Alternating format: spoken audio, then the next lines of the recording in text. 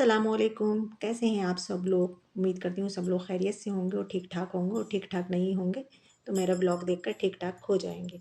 तो यहाँ पर जी मैं शाम के टाइम में जो हमारे पास एक्स्ट्रा टाइम होता है तो उसमें होता है कि जो एक्स्ट्रा एक्स्ट्रा टाइम तो नहीं होता, एक्स्ट्रा काम जो होते हैं वो निपटा लिए जाते हैं ये शाम के टाइम में।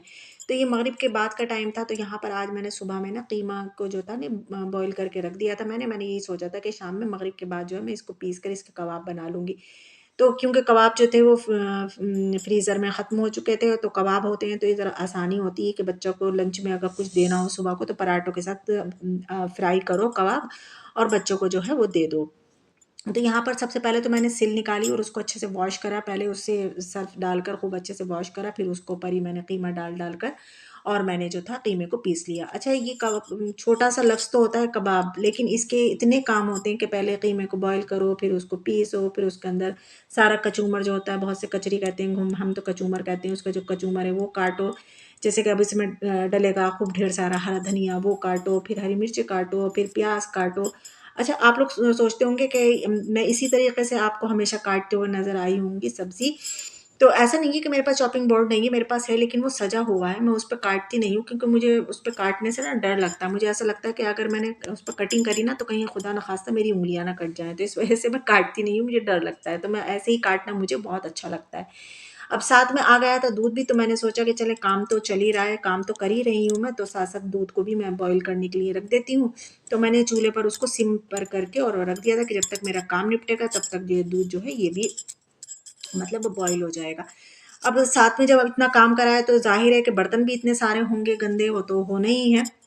तो यहाँ पर मैंने लगे हाथ जितने भी बर्तन गंदे थे सब मैंने वॉश करके रख दिए, कबाब बनाकर मैंने प्लेट्स में लगा लिए कि अब बस जाकर इनको उठाकर मैं फ्रीज़र में रख दूँगी। अब ये फ्रीज़ हो जाएँगे इंशाल्लाह, सुबह तक ये हो जाएँगे तो मैं इनको एयर टाइट बॉक्स में करके और फिर मैं सँभाल कर इसको फ्रीज़र में रख दूँगी। अब जब मुझे ज़रूरत होगी तब मैं निकालती रहूँगी, फ्राई करते रहेंगे और खाते रहेंगे। अच्छा, यहाँ पर मैं ये काम कर रही हूँ और मेरा बेटा बराबर मेरे कान में कव्वाली थी, वो कहे चले जा रहे थे कि मम्मू मेरा ड्रेस निकाल दी, मम्मू मेरा ड्रेस निकाल दी।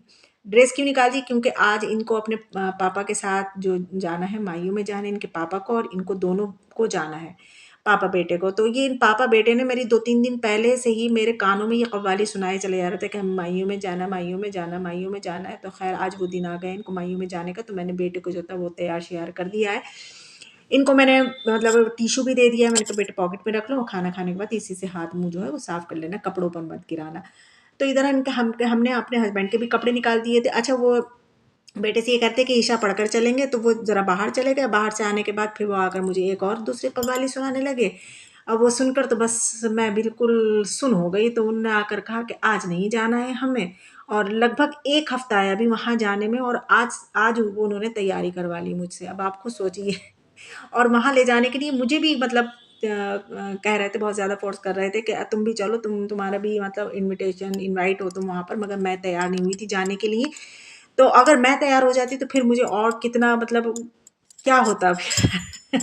तो ख़ैर अब तो जाना कैंसल हुआ, तो मैंने बेटे के फिर कपड़े-वपड़े जो थे वो चेंज कराए, हस्बैंड के उठा कर रखे, बेटे के भी उठा कर रखे, मगर अब वही है ना कि अब बच्चा था वो, तो अब उसको 2-3 दिन पहले से पता था कि हमें जाना है, जाना है। अच्छा, बच्चों का होता कुछ नहीं है, खाना-पीना तो कुछ होता नहीं है ख़ैर उनका, लेकिन एक शौक और खुशी होती है जाने की। अच्छा, वो मेरे बेटे को जो है ना, जैसे हमारे यहाँ ये ज़र्दा जो बनता है मीठा अप्पा, मेरा बेटा कहता है, तो उसको ये एक शादियों का मीठा अप्पा बहुत पसंद है। बनाने को मैं भी बनाती रहती हूँ, ज़र्दा बनाती हूँ बहुत ज़्यादा, लेकिन उसको शादियों का बहुत ज़्यादा अच्छा लगता है। तो कोरमा हुआ या ज़र्दा हुआ, तो ख़ैर अब वो तो वहाँ तो जा नहीं पाए। अब उन्होंने रो-रो कर वो गदर काट रखा था घर में, इतना रो रहे थे, इतना रो रहे थे अपना, बस मैं बता नहीं सकती कि मैंने कैसे-कैसे मैं उनको बहला रही थी, मगर वो बच्चा है, मानने में नहीं आ रहे थे। तो ये भी कहा कि 8 दिन के बाद है बेटा, चलना, जाना है और पापा लेकर जाएँगे इंशाल्लाह। और अच्छा, मेरे हस्बैंड जो है वो हर जगह लेकर नहीं जाते हैं, जहाँ पर ले जाने का होता है वहीं लेकर जाते हैं बच्चों को, जहाँ पर विद फैमिली होता है और जहाँ पर समझते हैं कि हाँ, यहाँ बच्चे को ले जाना सही रहेगा तो वहीं लेकर जाते हैं।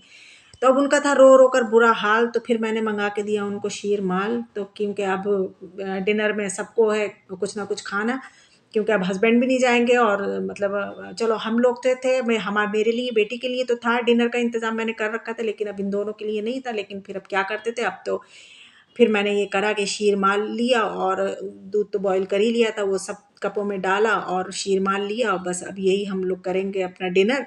और बस यहीं पे करती हूँ मैं अपने व्लॉग का एंड। तो बस यही था मेरा व्लॉग। चलती हूँ, अल्लाह हाफ़िज़।